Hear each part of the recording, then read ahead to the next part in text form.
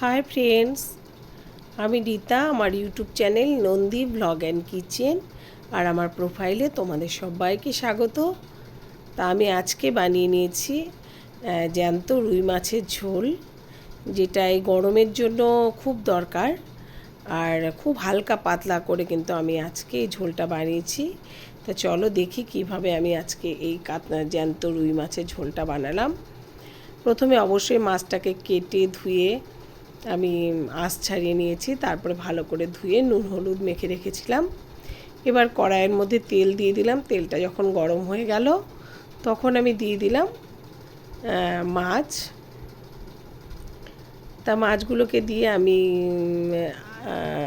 একটু আস্তে আস্তে করে উল্টে ভেজে নেব। সেই জন্য একটু সময় দিতে হবে, একটু সময় দিয়েই মাছটা ভাজতে হবে।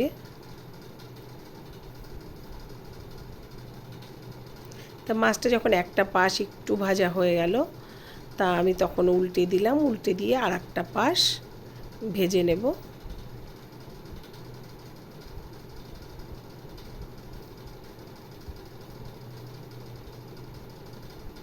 তাই এই মাছগুলো কিন্তু ভাজা হয়ে গেছে। এখন একটা পাত্রে আমি মাছগুলোকে নামিয়ে নিলাম। আর মাথাটাকে আমি আরেকটু ভেজে নেব, কারণ মাথাটার ভেতরটাও একটু ভালো করে একটু গ্যাস কমিয়ে এভাবে ভেজে নিলে ভেতরটাও সুন্দর ভাজা হয়ে যায়। তারপর আমি আর যে বাকি মাছগুলো ছিল সেগুলো দিয়েও ভেজে একবারে তুলে নিলাম। তো এবার ওই কড়াইয়ের মধ্যে আবারও আমি তেল দিয়ে দিলাম। যে তেলটা আমি মাছ ভাজলাম ওর মধ্যে বাকি তেলটা আবারও দিয়ে দিলাম। দিয়ে আমি এবারে ফোড়নে দিয়ে দিলাম জিরে,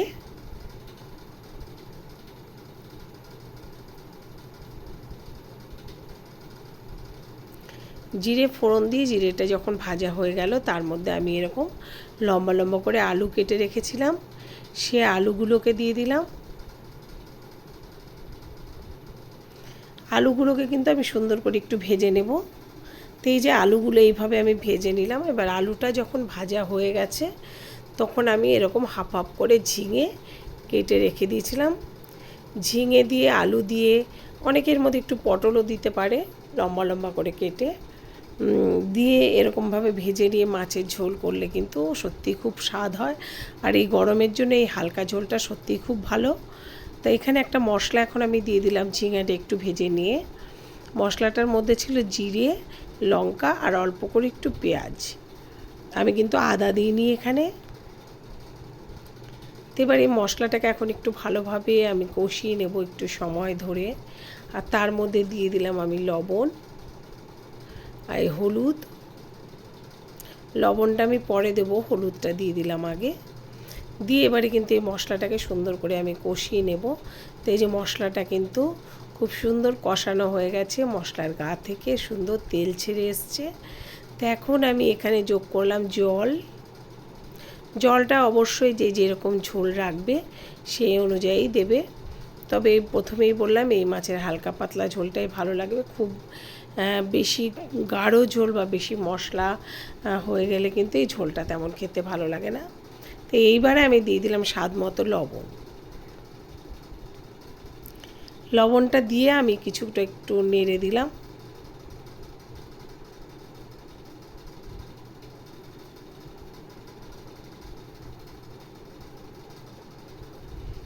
তো এবার ঝোলটাকে কিন্তু আমি খুব সুন্দর করে ফুটিয়ে নিচ্ছি। বেশ কিছুক্ষণ আমি ঝোলটাকে ফুটিয়ে নেব। ঝোলটা যদি ভালো করে আমরা না ফোটাই সেক্ষেত্রে কী হবে, ঝোলটা একটা পানসে ব্যাপার থাকবে। তো এখানে মাছগুলোকে আমি দিয়ে দিয়েছি। মাছগুলোকে দিয়ে আমি আবারও কিছুক্ষণ এইভাবে ফুটিয়ে নেব ঝোলটাকে।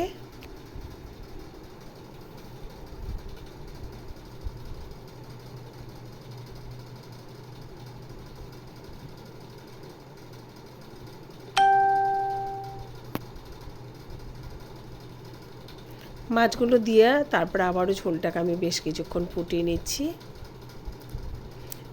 ঝিঙে তো সেদ্ধ হয়েই গেছে, ওটা তো বলা বাহুল্য। আলুও সেদ্ধ হয়ে গেছে।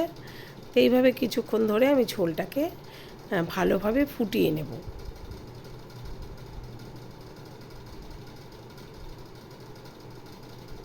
তো এবার মোটামুটি রেডি হয়ে গেছে মাছের ঝোল।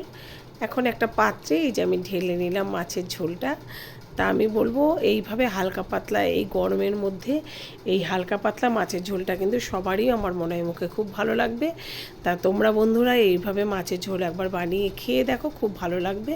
আর ভিডিওটা ভালো লাগলে অবশ্যই লাইক কমেন্ট শেয়ার করো আর ইউটিউব থেকে সাবস্ক্রাইব করে দিও।